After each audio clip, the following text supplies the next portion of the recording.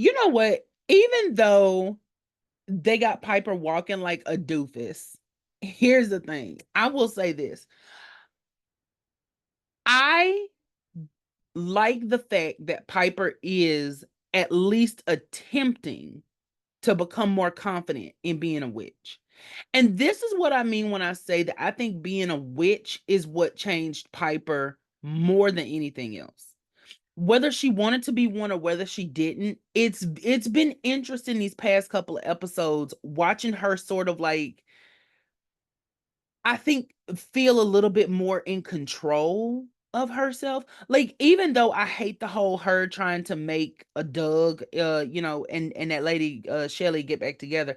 Even though I hate that storyline, she seemed more confident in her ability to do it.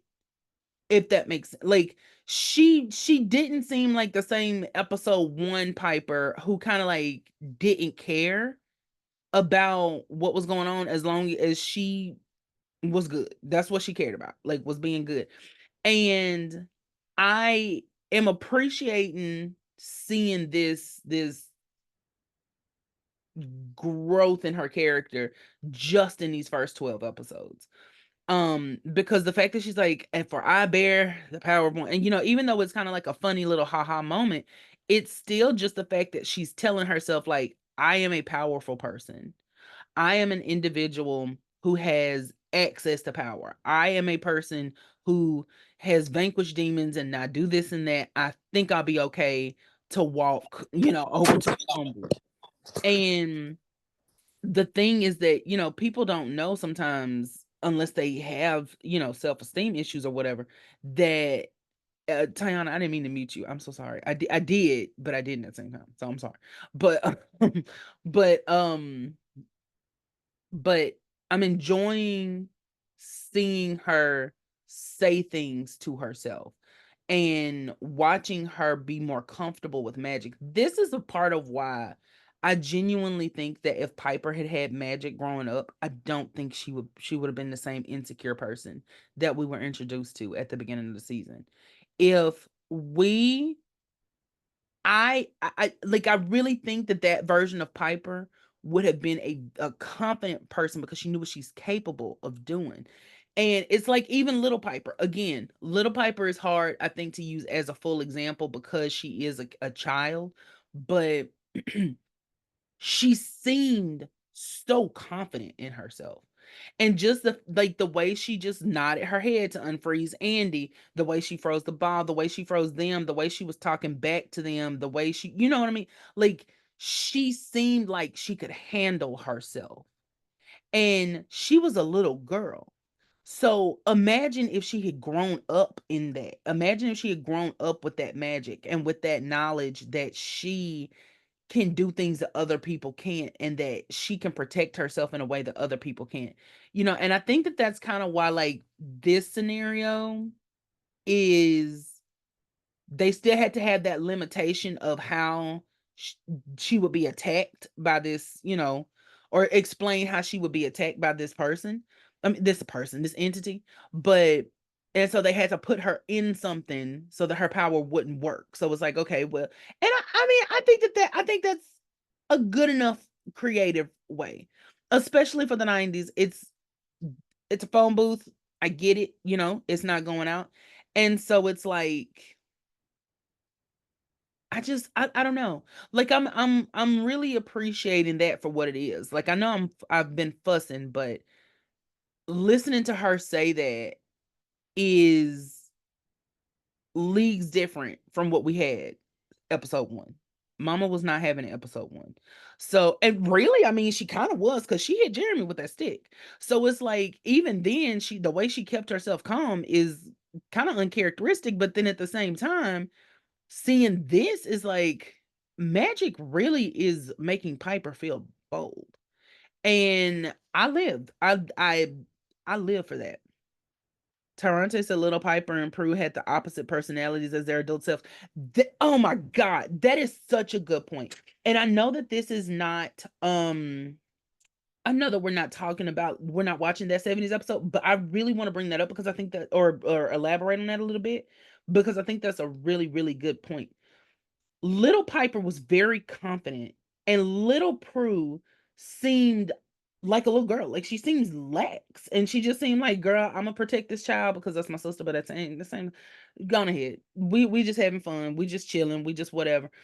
And I think that goes to show just how much not having magic in their life, one, affected them, but also not having Patty. Because this is a Prue that is before Grams turned her into a parent. This is a Prue who is just a regular child. And so I don't feel like we actually know the real Prue because we never got a chance to see the real I mean, or Piper or Phoebe, really, because we never got a chance to see them for who they were going to be. We saw the sisters that were shaped by their circumstance, if that makes sense. I hope that that makes some semblance of sense. Like, we saw them that were shaped by the circumstances of their life, where Paige Paige, I almost feel like, is the only one that we actually get a chance to see who the real her is, because we see her go through an identity crisis. But I genuinely think that Paige is the only one that we get a chance to see the real her, because even though she was she was adopted, I don't know how much that affected her because they never went into that. But she doesn't have that same, I have to take care of these people. She doesn't have, oh well, I'm just thrown in the middle of this and like, and it's just that is such a good point. Because watching little Prue be so carefree is just amazing. Watching little Piper, but like Mia said, Piper has been sassy from day one. That's the thing. When people are like, yeah, Piper became so, no, Piper didn't become anything, baby. Piper's been like that literally since the jump. And she just got more comfortable expressing that. But even with what we've been watching so far, I mean, that's her. That's Piper. It just came to the surface a little bit more. I'm not lasting in these woods. Oh baby, I'm sure not. I would have told Prue and Phoebe, yeah, y'all can come get me right now, because baby, not Galen, not in these woods, not in these 100-acre woods. I don't think so. You think Winnie the Pooh is gonna come eat me? No, no, thank you. I'm good. I'm Gucci. You can have it because I'm not doing this. I'm not doing it. Not me. And the fact that she did, like, girl, she's faced worse situations in the show. Yeah, like Leo. Like Leo. Piper definitely was gonna thug it out. Absolutely. She bit the bullet and put her big girl pants. She did. She absolutely did. She whined about it every step of the way about being a witch, but baby, she did. She showed up. She showed up. She did an adequate job. And then let me stop. I'm being funny. I'm being funny. The shade. She did all right when she showed up. When she showed up, she did an adequate job. She clocked in. She performed the duties that were She took the test. that she was tasked with. She didn't go above and beyond. She did what was asked of her, and that's okay.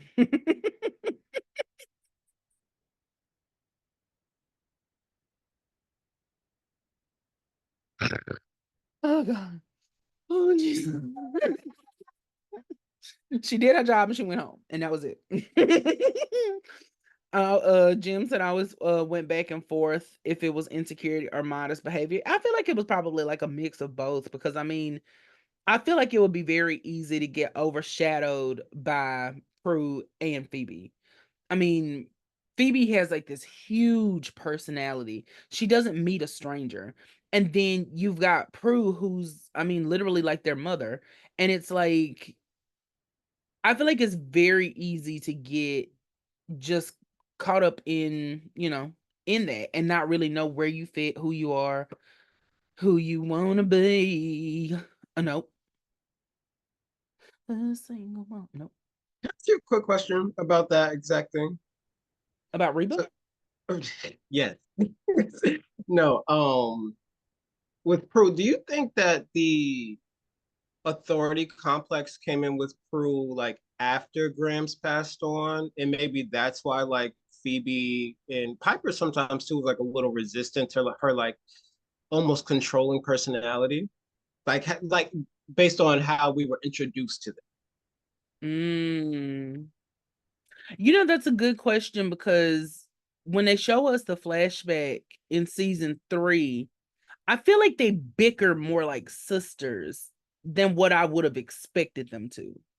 Because there are, Prue and Phoebe are arguing over Roger or whatnot, but like they genuinely seem like sisters versus I don't know what I would have expected in my head, but it seemed like they were more all on the equal same, like playing field. So I could see kind of like I feel like Grams was probably the one who was perpetuating it. And so she would probably be the one that's like, girls, you better listen to your sister because she knows what's best and she's been through this before you have, things like that, constantly reminding them that, Prue went to college first, or Prue got a job first, or Prue drove a car first. And so she knows these things and you all don't. And I feel like she was that constant like bug in their ear. So maybe now without her, Piper and Phoebe are starting to feel more comfortable, like you said, pushing back and almost not rebelling necessarily, but oh God, I don't want to say this because I feel like this is counterproductive to what I try to say about Prue. I really do. I feel like Graham's not being there allowed them to heal parts of themselves that I don't think they realized they needed to heal. And I don't mean her dying. Like, I'm not saying she needed to die. I'm saying like her not being involved in their day to day, whatever, like gave them an opportunity to start healing themselves. And unfortunately, maybe that manifested as bickering and arguing and going back and forth, things like that, like, or disagreements or whatever, because they were trying to form a new connection as sisters versus constantly having it shoved down their throat that they were, um, you know, basically her children. Of course, Layah. Go ahead. Okay, so for starters, to answer Jim's question, I feel like that kind of behavior was like always there, but like it became more prominent when Grams died. But I agree with your notion about how her being gone helped them heal, but I feel like that also made things even more confusing for Peru because of the way Grams just pushed this maternal role on her. Like it made things really confusing for her identity. Mhm. Poor girl was struggling. She Yeah, ain't know nothing. She didn't know nothing. you're right. You're right. And I think we see a reflection of that with Piper. Piper doesn't know how to be a big sister because that's not what she's ever done. And I think that's why she struggles with that so much. Now, relating that to Prue, though, I think that's why Prue and Piper kind of take on this like parent role with Phoebe more directly because it was always Grams and Prue, if that makes sense. Like Grams and Prue were always the one who could, like hammer it home for Phoebe and be like, oh no, this is what you do, and da da da blah blah blah blah. But then once Grams is gone, now Phoebe is questioning my authority. And now Prue is in. Now I know I'm probably jumping a little bit out the window. Um, maybe with the way I'm describing it, but I'm just trying to relate it as much as I possibly can from what's in my head. It um you have her and you have Prue kind of almost being a single parent now because like even though her sisters are adults, I want to really reiterate her sisters are adults, but the feeling that she has is like, okay, now I have to look out for them completely by myself there's no one else to catch the slack. There's no one else to, okay, well, Grams is going to talk to her and then I'll talk to her, or I'll talk to her and then Grams is going, whatever. And now it's just her. And then Piper comes in, and Piper's, the cool mom.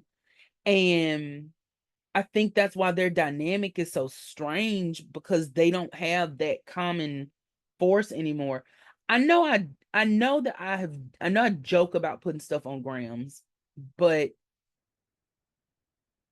and I really struggle with her character, because I really feel like she had a lot to do with this. I really do. And as far as like Patty goes, because I see where Tyrante said earlier, she never really projected really into Patty. The thing is, I don't think Patty, now did we ever go fully into this? No. But I feel like Patty would have almost taken a back seat to raising them. I really do. If she had stayed in that house with her, which she was probably going to. Like, I feel like Patty was going to take a back seat to Grams, because that was how she was wired. And not only is that how she was wired, but Grams is just a very dominating force. So those two things together are already gonzo.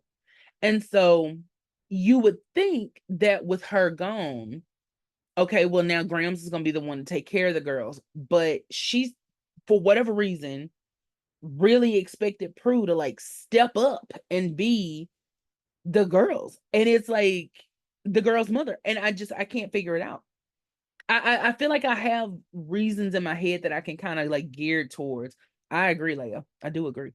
I just also feel like I think Grams wanted the responsibility, but not the full responsibility. If that makes any sense. And I'm not saying that she should have wanted it, like, oh, you should, because raising 3 girls is hard enough. I just think that her desire to not have take the full brunt of being a single parent, unfortunately brought Prue in to this web of like premature, maturity. That lady was overbearing. I let her do whatever too, just to get her to yeah. Just to get her to be quiet. Just to get her to leave you alone for a minute. And I can't kind of imagine. I'm sure Grams is a good mother / grandmother. Don't get me wrong. I do think she's a good mother and grandmother. I think she's a good example too, though, of just because you are an older person doesn't make you right. I think that's a really good, like, she did the best she could with what she had. But then I also feel like Grams felt like what she had was better than what it actually was, because she had raised not only her own daughter, but now she's raising the charmed ones, and whatever else. And I can understand, and I will give her this. I will give her this grace. I think knowing that you're responsible for the charmed ones has to be a huge kind of like thing to process and deal with. And also, I don't want to give her that, because you didn't prepare them magically, but that's a whole other discussion. That's a whole other discussion. Then I'm gonna stop. But I'm just saying that she knows that, like, at the end of the day, they're still gonna be people, and she has to take care of them as people versus just witches. So I don't know. I don't know. It's, and by okay, Jimmy Anthony. Hope you have fun getting ready. But yeah, I don't know. So yeah, that's what I mean. It's like, it's a double-edged sword. And it's like, you have to take care of them as people, but you also have to acknowledge the fact that they're going to be witches, but she doesn't. And it's like, that's where my issue with Grams comes in. But again, I don't think that takes away from her loving them. And that's what I mean when I say, like, I think what we're watching on screen with these ladies is the result of them really having grown up in trauma, kind of. So, does anyone have any thoughts before I play the episode?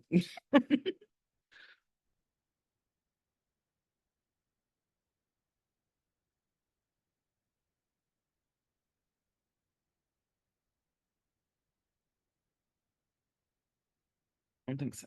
Okay. All right.